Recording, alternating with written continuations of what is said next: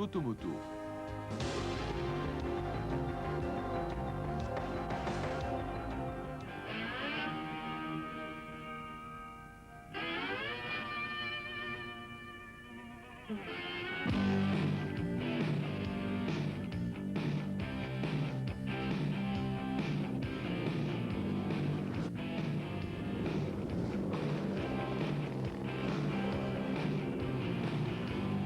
Super Motard, c'est reparti pour une nouvelle saison et un départ au circuit Carole pour un championnat de France qui s'annonce palpitant.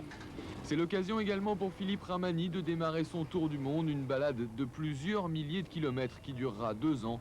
Bon courage à lui, il lui en faudra certainement beaucoup. Chaque année, le championnat de Supermotard évolue et cette saison, l'innovation, c'est la création d'une catégorie prestige qui regroupe les 30 meilleurs pilotes de la discipline. Une liste établie en fonction des résultats des années précédentes qui permettent à ces champions d'éviter les manches qualificatives. La grille de départ se construit grâce à des essais chronométrés et les pilotes disputent 2 finales, une le samedi, l'autre le dimanche. Pour ceux qui n'ont pas le privilège de faire partie de cette troupe d'élite, la catégorie Open leur permet de courir d'après un schéma plus traditionnel, qualification, demi-finale et finale. Et puis toujours au programme la Biker Cup ouverte aux possesseurs de motos de cross 250 et le Super Quader réservé, comme son nom l'indique, au quad.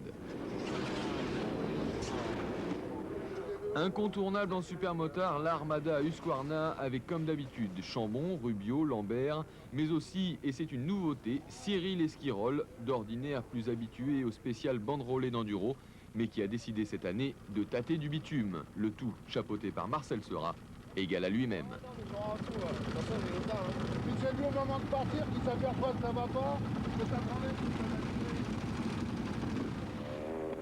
Et puis, toute jeune recrue dans ce team de choc, suivez-le bien, c'est le numéro 56, dans un style généreux qui rappelle quelqu'un. C'est évidemment celui de Chambon, mais lui ce n'est pas Stéphane, c'est Boris, son petit frère, très attentif aux conseils de son aîné.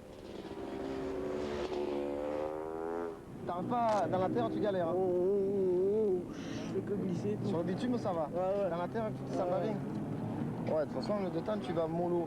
Mais le saut, avant d'aborder le saut, il va pas en travers sur le saut, sinon tu vas te faire une frayeur. Hein. Tu mets bien l'accélération, bien droit et ça passe à fond. Hein. Ok.